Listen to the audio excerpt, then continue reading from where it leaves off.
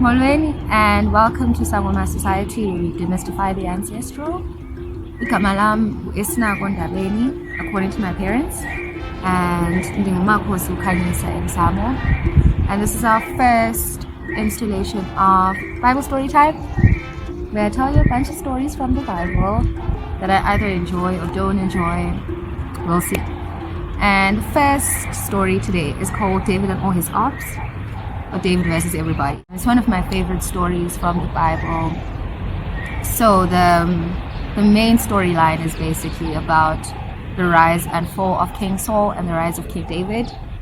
But I like it for the themes of interconnectedness that it brings, because you don't understand the rise of King David without understanding King Saul, and you don't understand King Saul without understanding Samuel. So I like for the interconnectedness that it reveals about our journeys.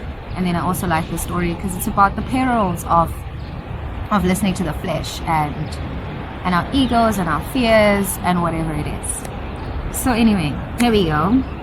For a little bit of context, this is from the first book of Samuel.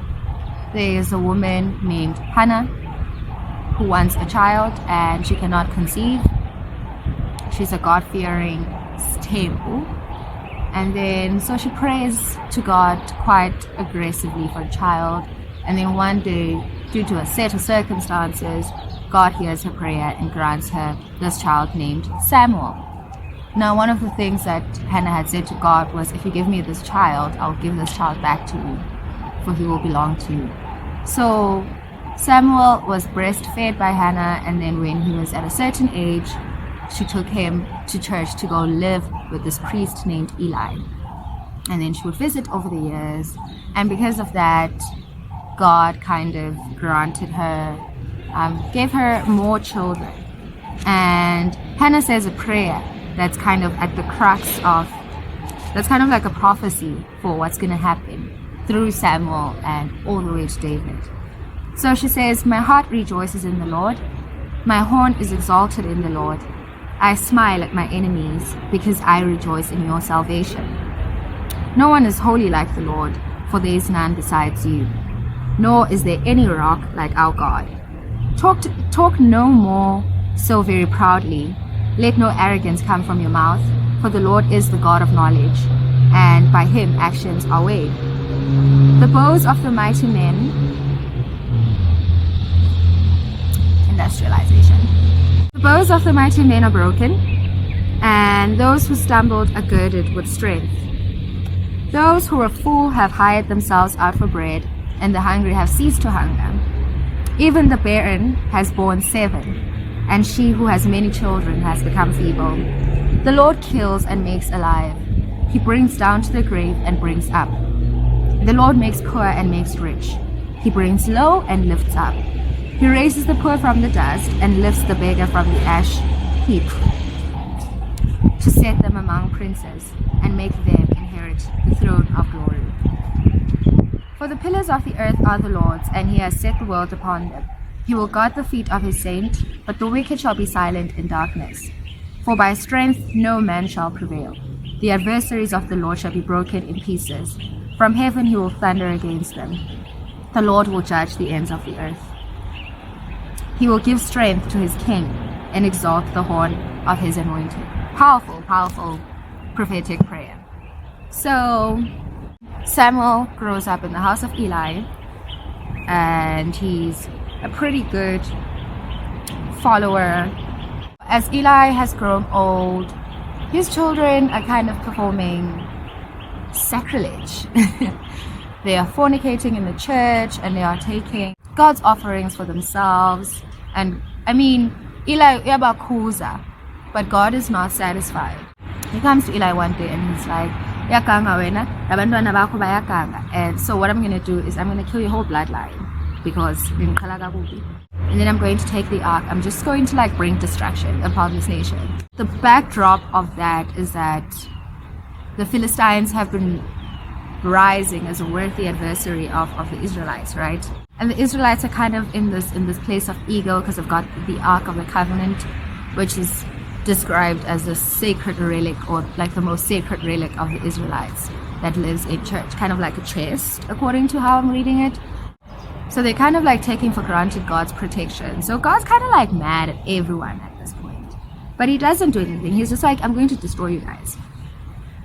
And then one day, Samuel is sleeping and he hears a voice.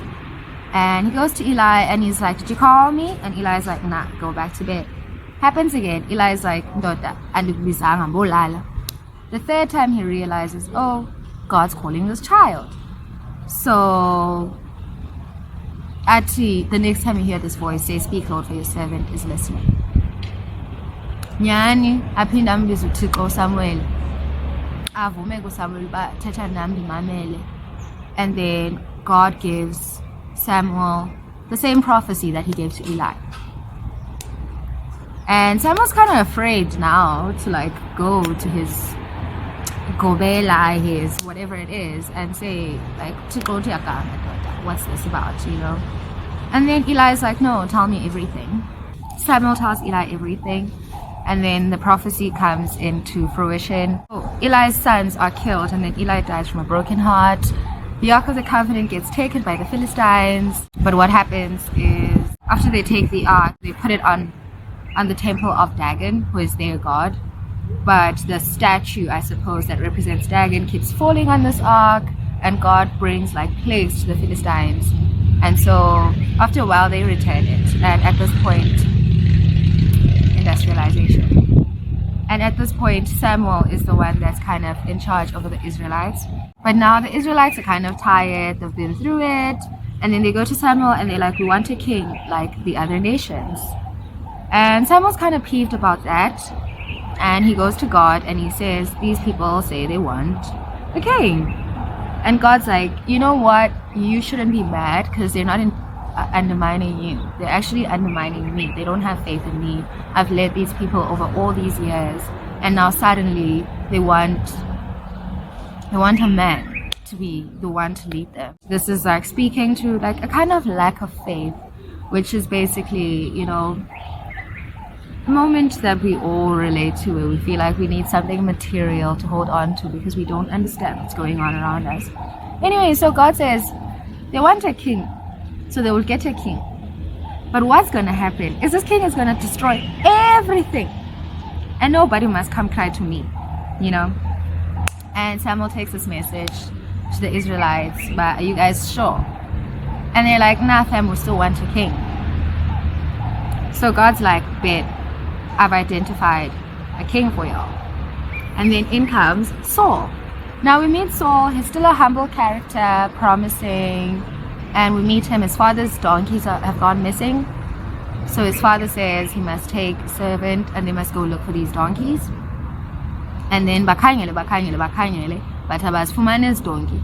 And then Saul's like, bruv, let's go home because I think my father's going to care more about us than donkeys. And then the servant's like, hang on, but there is a man of God that we can go to who can tell us where these donkeys are.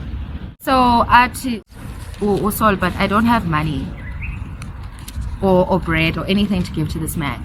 And then the servant is like, don't worry, I have some silver and we're going to give this man the silver. Now my favorite thing about this whole thing is so they endeavor to go to see this man of God who is Samuel. And it says on the first book of Samuel, chapter 9, verse 9, formerly in Israel, when a man went to inquire of God, he spoke thus, come, let us go to the seer. For he who is now called a prophet was formerly called a seer. And that, I mean, that's one of the main themes that I really enjoy about the first book of Samuel. It's that we get like drawn to ideas about what can be the occult, what can be witchcraft, what can be whatever that falls outside of Western hegemony, what falls out of Christian hegemony that usually says that these things are demonic practices. But here you have the Bible saying Samuel is a seer. Anyway, so they go, and Samuel, because Samuel is a seer, has already been told by God that this person that God has anointed is coming today. So Samuel umlindile. So Saul gets to Samuel, and Samuel's like, Saul, I know you hear about your donkeys, but like, let's chat about other things, you know. And then basically this is where he anoints him to become the king. So Samuel calls all the little tribes or the clans of the Israelites and tells them, you guys have kind of like chosen to go your own way, and I'm mad about it, but God says it's fine. This is your king, Saul. Saul's kind of like just like hiding in the crowd, but there's a stature about him that's impressive. So Saul gets chosen as the king, and all the Israelites are like, long live the king. Well, at least most. Some of them reject him. Now there are members of the Israelites who are under siege by this clan tribe called the Amalekites, and they need rescue. So Saul cuts up some ox and sends messengers into like every house of the Israelites and says, whoever does not fight with us, this is what's going to happen to their cattle. Okay? People get scared. Now they gotta go fight. They go fight. These people get rescued, and then everyone's like, long live Saul the king.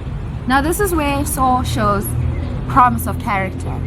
Someone says the people that did not have faith in Saul must come forward so that we can kill them. And Saul's like, that's not what we're here to do, fam. Let's just win gracefully and do the Lord's work. So it's like, sharp, Saul rules for like 2 years and then suddenly loses the plot. So God had like a very set structure of rules of how to reign. And one of them was that you don't just make offerings all willy-nilly, you know. But Saul had grown desperate. The Philistines were kind of like, they were kind of strengthening in their numbers and in their strength. And Samuel was nowhere to be found. So Saul made a burnt offering. And then right after that, Samuel appears and he's like, Ndoda, like, indoliensai, you know. And Saul's like, but you literally were nowhere to be found, and I needed to do this. And Samuel gives him an earful about following the word of God. Anyway, now it becomes like a theme, right? They're supposed to go fight the Amalekites again. And God says to Saul, kill everything and everyone. Like, kill the cattle, kill the ox, kill everything. Saul gets there, kills everybody, but takes all the good animals and says he's going to use them for a sacrifice to God. So he rocks up to Samuel and he says, hey, we won. And Samuel's like, what do you win? Because that's not what we asked you to do. And now I'm going to read from the Bible because I really like how it is expressed. This is from chapter 15, verse 13 to 23. So Samuel goes to Saul, and then Saul's like, blessed are you of the Lord, I have performed the commandment of the Lord. And Samuel's like, what then is this bleating of the sheep in my ears and the lowing of the oxen that I hear? And Saul's like, you know, they've brought these from the Amalekites, the best of the best, to be sacrificed for God. And then Samuel says to Saul, be quiet, and I'll tell you what the Lord said to me last night. So Samuel says, when you were little in your own eyes, were you not the head of the tribes of Israel? And did not the Lord anoint you king over Israel? Now the Lord has sent you on a mission and said, go and utterly destroy the sinners, the Amalekites, and fight against them until they are consumed. Why then did you not obey the voice of the Lord? Why did you swoop down on the spoil and do evil in the sight of the Lord? And then Saul's like, but I have obeyed the voice of the Lord and gone on the mission on which God sent me, and I brought back the king of the Amaleks. I have utterly destroyed them. But the people took of the plunder, sheep and oxen, the best of the things which should have been utterly destroyed, to sacrifice to the Lord your God in Gilgal. And Samuel says, has the Lord as great delight in burnt offerings and sacrifices as in obeying the voice of the Lord? Behold, to obey is better than sacrifice, and to heed than the fat of rams. For rebellion is as the sin of witchcraft, and stubbornness is as iniquity and idolatry. Idolatry? Because you have rejected the word of the Lord, he has also rejected you from being king.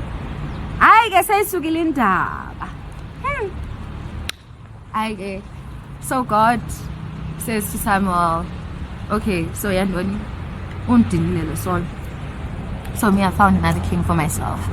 That's going to be able to heed my voice. I want you to go to the house of Jesse and pose it like it's pose like you're doing a dinner for a burnt offering, but actually I want to identify for you who I have anointed as king. He gets to the house of Jesse, and Jesse has a bunch of sons, right? And what does Samuel do? Because Samuel is a human being, sees the son that looks the strongest and whatever, and goes, is this the king? And then this is what God says. Do not look at his appearance or his physical stature, because I have refused him. For the Lord does not see as man sees, for man looks at the outward appearance, but God looks at the heart. So Samuel gets through all the sons, and then they're like, nah. God keeps saying, no, none of these sons. So actually, do you have another son? Yeah, my youngest, David, he's herding the sheep or whatever. So Samuel, it's fine, please. And then we'll wait for him. So Abu David, and then God is like, yes, this is the one. So so Samuel anoints David as the one who's going to be king. And at this point, the Spirit of the Lord has departed from Saul. Now, okay. As the Spirit of the Lord has departed from Saul, he gets a troubling spirit. I don't know. And then what comes up as a solution is that there's this guy named David who plays the harp. And he's the finest harp player, and he can maybe ease you through this experience. So fine, whenever Amafufunyana take over, or Saul, David is called, and David plays the harp and kind of lives with them a little bit, but he still goes back home to Jesse's house. So now in comes the big war of the Philistines in this moment. There's this man named Goliath, who is not actually a giant, as I believed in my whole life. I thought he was a Goliath, he was a giant, but he's actually just a man. Anyway, so this big man, I guess, is made mighty by all these things that he has. Like the Bible describes him as having a height that's 6 cubits and a span. He's got a bronze helmet on his head, and he's armed with a coat of mail, and the weight of the coat is 5,000 shekels of bronze. He's got bronze armor on his legs and a bronze javelin between his shoulders, and the staff of his spear is like a weaver's beam, and his iron spearhead weighed 600 shekels, and his shield bearer went before him. Now I kind of understand some of this, not all of it, but the idea is that this is a mighty man, big man with lots of resources and lots of armory, whatever, right? Goliath says, okay guys, this does not need to be a war between all of us. If there's one of you among the Israelites that's willing to rock with me, if you beat me, we'll all be your servants. If I beat you, you're all going to be our servants. Easy, right? Except he's the most intimidating man, so everyone is distressed. Jesse has sent his son David, because the other because David's brothers, it's windy here, David's brothers are fighting the war, so he sent David to like send food to them or whatever. David gets there, hears this story, says to Saul, you know what, don't fear me, I'll fight this uncircumcised Philistine for you. And Saul's like, babe, like, you're a child, I can't really endorse this foolishness. And then this is what David says, and it's my favorite. Okay, I have lots of favorites in here, but so David says to Saul, your servant used to keep his father's sheep, and when a lion or a bear came and took a lamb out of the flock, I went out after it and struck it, and delivered the lamb from its mouth. And when it arose against me, I caught it by its beard, and struck and killed it. Your servant has killed both lion and bear, and this uncircumcised Philistine will be like one of them, seeing he has defied the armies of the Lord. Moreover, David says, the Lord who delivered me from the paw of the lion and from the paw of the bear, he will deliver me from the hand of this Philistine. To Saul, Thixo ke ngoku must be with you. So now Saul's giving like David armory, right? And David's like, I kind of like have never tasted all these fancy things before, so like, nah, I'm just gonna take some stones and a sling. Don't worry, I've got this. Now he gets there. I mean, like, this Goliath is peeved. Like, how dare you send me a boy? Like, what do you think of me? And then David says, another fave. So David said to the Philistine, you come to me with a sword, with a spear, and with a javelin. But I come to you in the name of the Lord of hosts, the God of the armies of Israel, whom you have defied. This day the Lord will deliver you into my hand, and I will strike you and take your head from you. And this day I will give the carcasses of the camp of the Philistines to the birds of the air and the wild beasts of the earth, that all the earth may know that there is a God in Israel. Then all this assembly shall know that the Lord does not save with sword and spear, for the battle is the Lord's, and he will give you into our hands. And this to me is the culmination of this entire story, right? Faith as a weapon, not some fanciful whatever resources you think you have and whatever forces you can wield in the universe. It's like the most important thing is to understand that this battle is not actually yours, but it's God's, you know? Which kind of like just makes you relax a little bit in life. But anyway, like David athatha isilingi sakhe, hits this Philistine. I don't know if he gets distracted or he falls or whatever, but there's like an opportunity. David doesn't have a sword, but it's his opportunity because this guy's kind of down. So he runs to him, takes his sword, slices his head off. David. Now Saul's like, and then they're like, hi, that's the son of Jesse, you know. And then from then onward, David's kind of like not allowed to go home, and he just lives, and then he becomes like a general in Saul's army, and it's cool for a while. Like, David does exactly as he's being told wherever he's sent to fight. David, yeah, better man. And then one day Saul's walking, and then there's women singing, and these women are like, Saul has slain his thousands and David his 10,000s. Saul, moving from, I guess, a place of ego and a place of fear and whatever, is like, okay, that's kind of fucked up. Like, why is this guy stealing my thunder? What's that about? And then that basically descends into Saul trying to kill David at constant stages, right? And then David flees and goes to live in the wilderness. And Saul finds out that David is in the wilderness, finds out exactly where he is, and he goes to find him. But now what happens is, as Saul goes into this cave, it was a cave, David actually has the advantage, and David can kill Saul. But David's like, I can't do this to you because you're God's anointed, and I am just not the kind of person that can do that to you. And then Saul has like a moment of remorse. He's like, I can't believe mntanam ndikujikela kanjena, yo hayi nesi asoze ndiphinde, you know. Fine. Hi. Ungabikho nto. Okay, then Samuel dies and Samuel's buried. Whatever. And then Saul, I guess, looks for David again, wants to kill this David. And David gets to where Saul is, and Saul's asleep, and his spear is there, and there's a jug there. And in that moment, David really can kill Saul. And then another fave of mine that he says, as David's followers like, Dota, let me kill this man for you, don't worry. To David, do not destroy him, for who can stretch out his hand against the Lord's anointed and be guiltless? David said furthermore, as the Lord lives, the Lord shall strike him, or his day shall come to die, or he shall go out to battle and perish. The Lord forbid that I should stretch out my hand against the Lord's anointed. But please, take now the spear and the jug of water that are by his head, and let us go.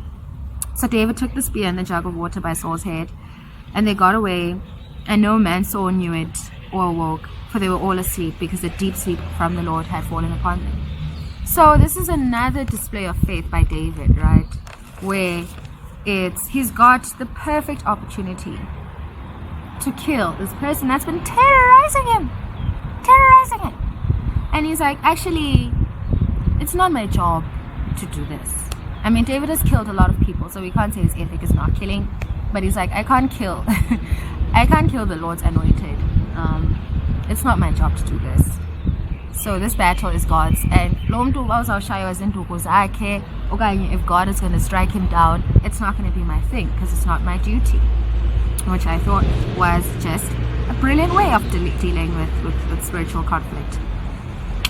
So fine, they have another encounter, and Saul says the same thing. Yo, Mtanam, you spared my life again. I can't believe you.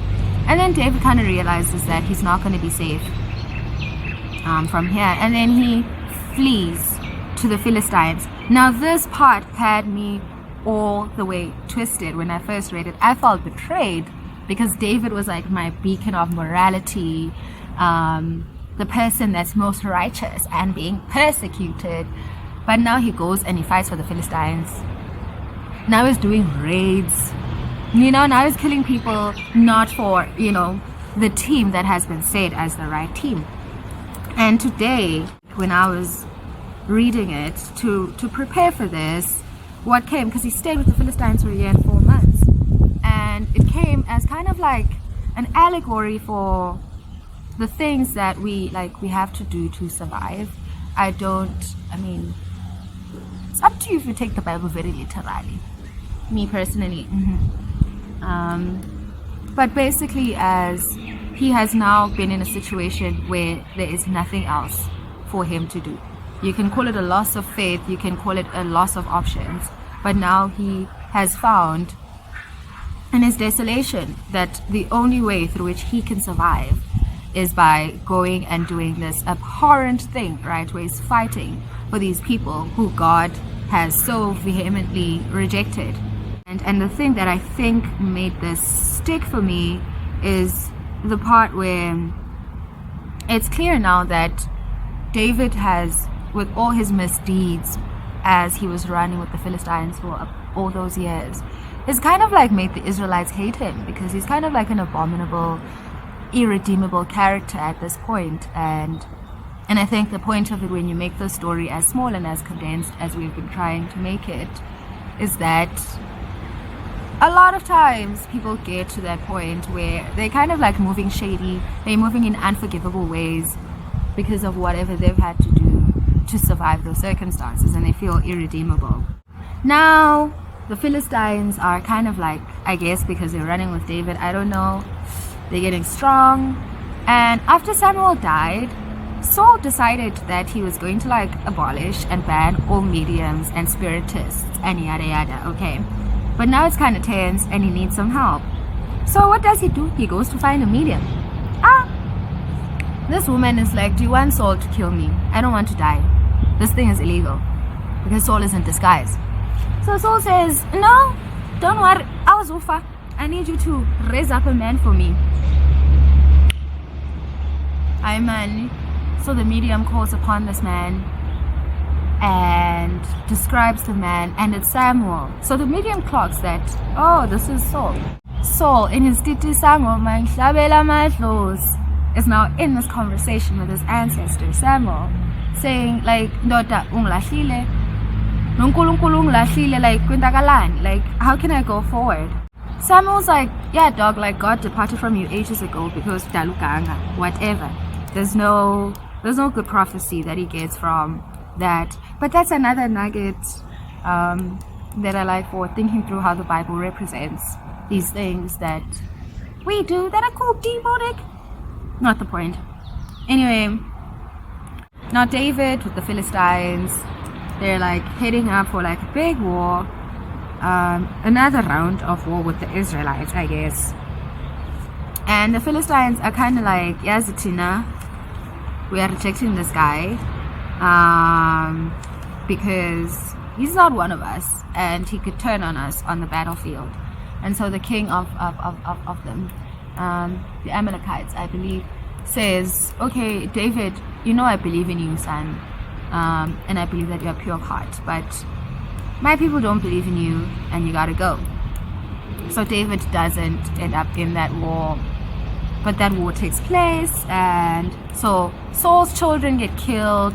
Jonathan, who in another story is this very interesting relations between him and David, but not the point of this story time. So he gets killed, and then Saul's kind of desolate where he is, and he says to his armor bearer, I need you to kill me, after he finds out that his kids have died and they're losing this battle. And the armor bearer is kind of like, I can't do that. And then the one version of events from the same book says Saul falls upon his sword. But the beginning of the second book of Samuel says the armor bearer slays Saul. But either way, what it all boils down to is Saul having done all that he said he would do, and it being, as David says, that it won't be his hand that will kill Saul. It will be the hand of God. I mean, whichever way we look at it, Saul's own hand kills him, because the end of the first book of Samuel says Saul falls on his sword, and then the servant, the armor bearer, kills himself too, because he's like, what must happen? And in the second book of Samuel, the servant says, actually, he said I must kill him, so I killed him. Whichever it is, I'm not really interested in all that, but whichever it is the chickens came home to roost. The thing that Saul was doing all the time is the thing that destroyed him. And what we have here is the ascension of David and his story of faith. Anyway, there's so much here that I haven't covered. It's such an interesting book. You can read it for yourself. But I hope you have been following that, and I hope that was enjoyable. If you have any questions or comments or little nuggets to add, you can post them in the comment section. This has been the first episode of Bible Storytime with Makhosi Khanyisa, and you can find me on Twitter at just as the water Makhosi.